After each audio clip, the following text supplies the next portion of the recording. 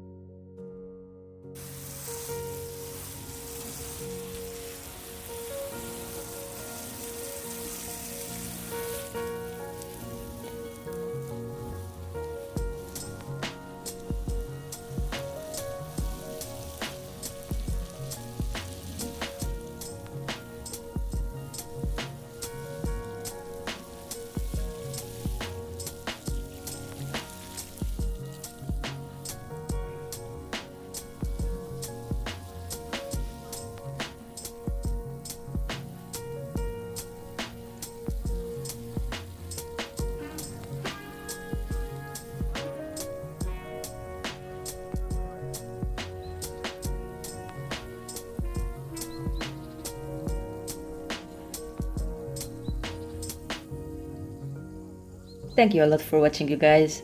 Happy gardening. Bye.